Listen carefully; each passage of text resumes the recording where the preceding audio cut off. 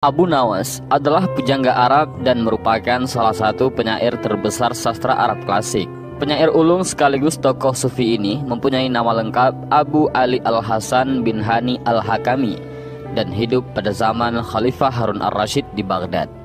Untuk kesekian kali, Baginda Harun Ar-Rasyid menyamar menjadi rakyat biasa. Beliau ingin menyaksikan kehidupan di luar istana tanpa sepengetahuan siapapun agar lebih leluasa bergerak. Baginda mulai keluar istana dengan pakaian yang amat sederhana, layaknya seperti rakyat jelata. Di sebuah perkampungan, beliau melihat beberapa orang berkumpul. Setelah Baginda mendekat, ternyata seorang ulama yang menyampaikan kuliah tentang alam barzah. Tiba-tiba, ada seorang yang datang dan bergabung di situ. Ia bertanya kepada ulama itu, "Kami menyaksikan orang kafir pada suatu waktu dan mengintip kuburnya, tetapi kami tiada mendengar mereka berteriak dan tidak pula melihat penyiksaan-penyiksaan yang katanya sedang dialaminya. Maka bagaimana cara membenarkan sesuatu yang tidak sesuai dengan yang dilihat mata?" Ulama itu berpikir sejenak, kemudian ia berkata, "Untuk mengetahui yang demikian itu harus dengan panca indera yang lain. Ingatkah kamu dengan orang yang sedang tidur? Dia kadangkala bermimpi, dalam tidurnya digigit ular, diganggu dan sebagainya. Ia juga merasa sakit dan takut ketika itu, bahkan memeki dan keringat bercucuran pada keningnya. Ia merasakan hal semacam itu seperti ketika tidak tidur. Sedangkan engkau yang duduk di dekatnya menyaksikan keadaannya seolah-olah tidak ada apa-apa. Padahal apa yang dilihat serta dialaminya adalah dikelilingi ular-ular." Lanjut ulama itu. Setelah itu, ulama itu menjelaskan, "Maka jika masalah mimpi yang remeh saja sudah tidak mampu mata lahir melihatnya, mungkinkah engkau bisa melihat apa yang terjadi di alam barzah?" Baginda Raja pun terkesan dengan penjelasan ulama itu. Baginda semakin asik ikut mendengarkan kuliah itu. Kini ulama itu melanjutkan kuliahnya tentang alam akhirat. Dikatakan bahwa di surga tersedia hal-hal amat disukai nafsu, termasuk benda-benda. Salah satu benda-benda itu adalah mahkota yang amat luar biasa indahnya. Tak ada yang lebih indah dari barang-barang di surga, karena barang-barang itu tercipta dari cahaya. Saking indahnya, maka satu mahkota jauh lebih bagus dari dunia dan isinya. Baginda pun semakin terkesan. Beliau pulang kembali ke istana. Baginda sudah tidak sabar ingin menguji kemampuan Abu Nawas. Setelah Abu Nawas menghadap, Baginda bertitah, "Aku menginginkan engkau sekarang juga berangkat ke surga. Kemudian bawakan aku sebuah mahkota surga yang katanya tercipta dari cahaya itu. Apakah engkau sanggup, Abu Nawas?" "Sanggup, Paduka Yang Mulia," kata Abu Nawas langsung menyanggupi tugas yang mustahil dilaksanakan itu. Tetapi Baginda harus menyanggupi pula satu syarat yang akan hamba ajukan. "Sebutkan syarat itu," kata Baginda Raja. "Hamba mohon Baginda menyediakan pintunya agar hamba bisa memasukinya." "Pintu apa?" tanya Baginda belum mengerti. "Pintu alam akhirat," jawab Abu Nawas. "Apa itu?" tanya Baginda ingin tahu. "Kiamat, wahai Paduka Yang Mulia. Masing-masing alam mempunyai pintu. Pintu alam dunia adalah liang peranakan ibu, pintu alam barzah adalah kematian, dan pintu alam akhirat adalah kiamat. Surga berada di alam akhirat. Bila Baginda masih tetap menghendaki hamba mengambil sebuah mahkota di surga, maka dunia harus kiamat terlebih dahulu." Mendengar penjelasan Abu Nawas, Baginda pun terdiam. Di sela-sela kebingungan Baginda Raja Harun Ar-Rasyid, Abu Nawas bertanya lagi, "Masihkah Baginda menginginkan mahkota dari surga?" Baginda Raja tidak menjawab. Beliau diam seribu bahasa. Sejenak kemudian Abu Nawas mohon diri karena Baginda sudah tahu jawabannya.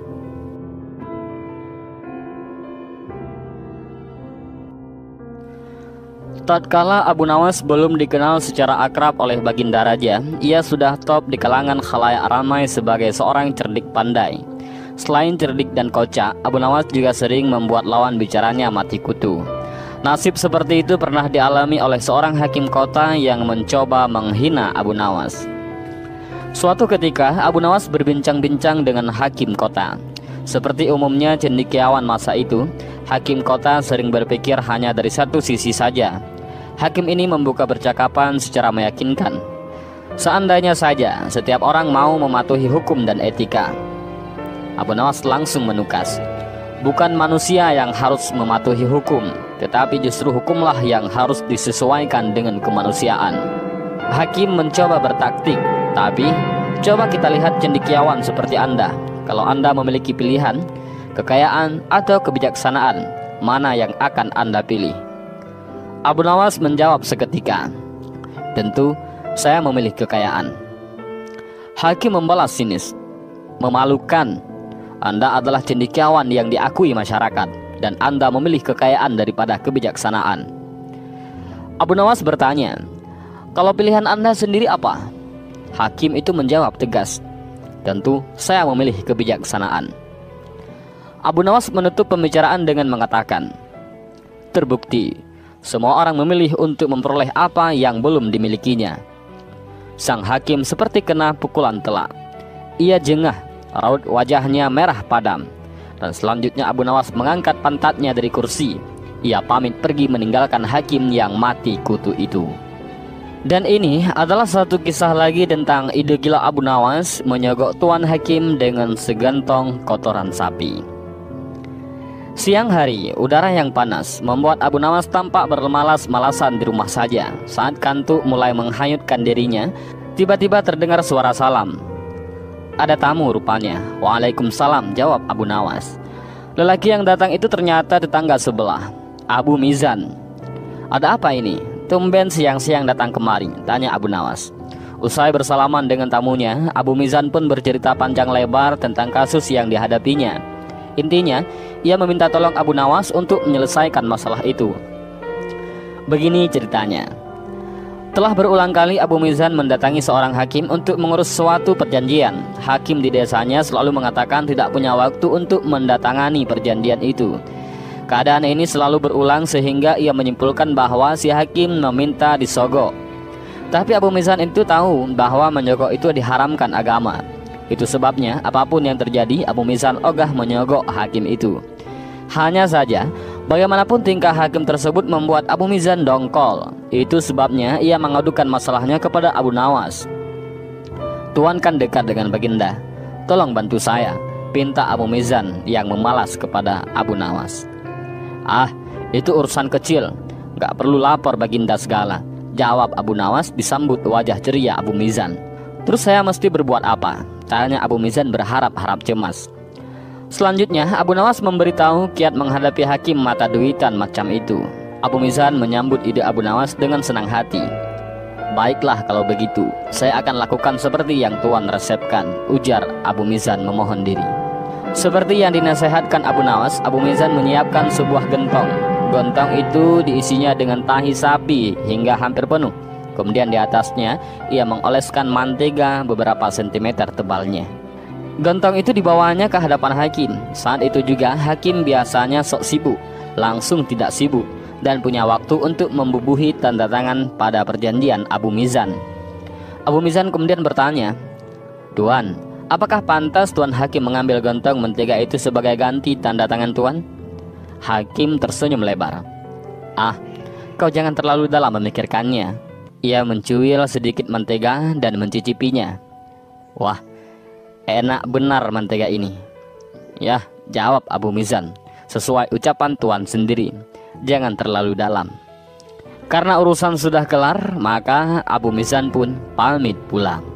Dan ternyata isi di bawah mentega dalam gentong itu adalah kotoran sapi yang telah dimasukkan oleh Abu Nawas untuk sogokan kepada sang hakim itu. Terkadang permintaan Baginda Khalifah Harun ar-Rasyid tidak masuk akal. Parahnya, jika permintaan itu tidak dituruti bisa berabe bagi Abu Nawas. Begitu juga yang terjadi pada hari itu. Hai Abu Nawas, seru Khalifah Harun ar-Rasyid. Sekarang juga kamu harus dapat mempersembahkan kepadaku seekor harimau berjenggot. Jika gagal, aku bunuh kau. Abu Nawas hanya bisa menatap lantai bila sudah begitu. Dia menyadari Baginda sedang keluar bencinya kepada dirinya. Dari bentuk mulut dan intonasinya ketika mengucapkan kalimat itu jelas betapa Sultan sedang kesal dengan Abu Nawas. Ya Tuanku Syah Alam, jawab Abu Nawas mau tidak mau. Semua perintah paduka akan hamba laksanakan. Namun untuk yang satu ini hamba mohon waktu 8 hari. Baik, kata Baginda Raja. Alkisah, pulanglah Abu Nawas ke rumah. Agaknya ia sudah menangkap gelagat bahwa raja sangat marah kepadanya. Dicarinya akal supaya dapat mencelakakan dirinya. Ini perkara serius, pikir Abu Nawas gelisah. Sesampainya di rumah, dipanggilnya 4 orang tukang kayu dan disuruhnya membuat kandang macan. Hanya dalam waktu 3 hari kandang itu pun sudah siap. Kepada istrinya ia berpesan agar menjamu orang yang berjenggot yang datang ke rumah. Apabila Adinda dengar Kakanda mengetuk pintu kelak, suruh dia masuk ke dalam kandang itu, kata Abu Nawas sambil menunjuk kandang tersebut. Baik, kata istrinya. Abu Nawas pun kemudian bergegas pergi ke musala dengan membawa sajadah. Hai Abu Nawas, tumben kamu salat di sini, tanya imam dan penghulu musala itu. Sebenarnya saya mau menceritakan hal ini kepada orang lain, tapi kalau tidak kepada tuan penghulu, kepada siapa lagi saya mengadu? Jawab Abu Nawas.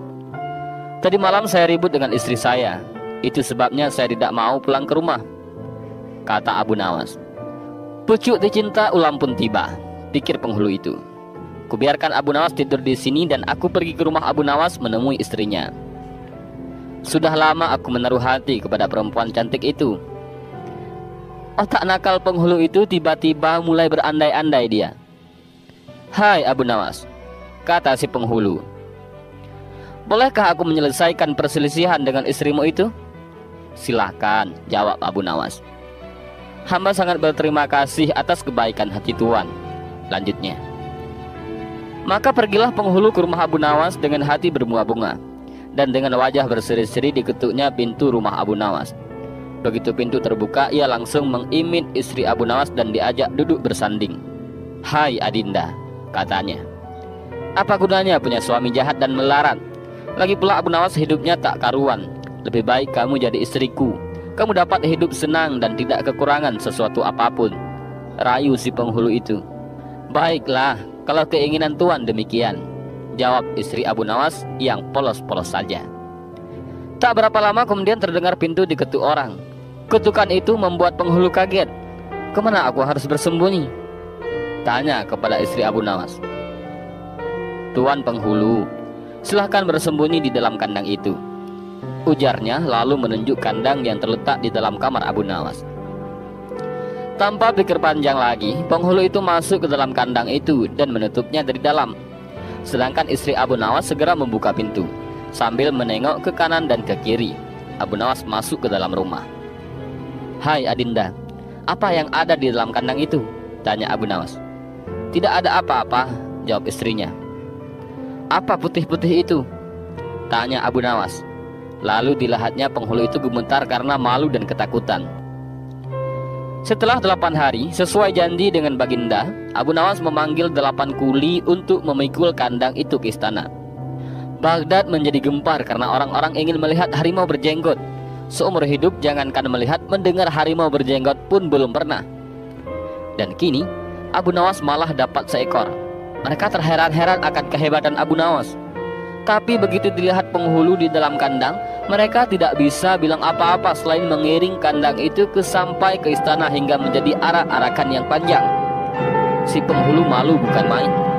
Tidak lama kemudian sampailah iring-iringan itu ke dalam istana. Hai Abu Nawas, apa kabar? Tanya Baginda Sultan. Apa kamu sudah berhasil mendapatkan harimau berjenggot? Dengan berkat dan doa tuanku, alhamdulillah hamba berhasil, jawab Abu Nawas enteng. Maka dibawalah kandang itu ke hadapan Baginda. Ketika Baginda hendak melihat harimau tersebut, si penghulu memalingkan mukanya ke arah lain dengan muka merah padam karena malu. Akan tetapi kemanapun ia menoleh, ke situ pula Baginda meletotkan matanya. Tiba-tiba Baginda menggeleng-gelengkan kepala dengan takjub, sebab menurut penglihatan beliau yang ada di dalam kandang itu adalah penghulu musalla. Abu Nawas buru-buru menimpali. Ya tuanku, itulah harimau berjenggot. Tapi Baginda tidak cepat tanggap. Beliau termenung sesaat. Kenapa penghulu dikatakan harimau berjenggot? Tiba-tiba Baginda bergoyang ke kiri dan ke kanan seperti orang berdoa. Oh penghulu.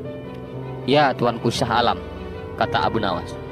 Perlukah hamba memberitahukan kenapa hamba dapat menangkap harimau berjenggot ini di rumah hamba sendiri? Ya, ujar Baginda sambil menoleh ke kandang itu dengan mata berapi-api. Ya, aku sudah paham. Bukan main murka Baginda kepada penghulu itu, sebab ia yang semestinya menegakkan hukum, ia pula yang melanggarnya. Ia telah berkhianat.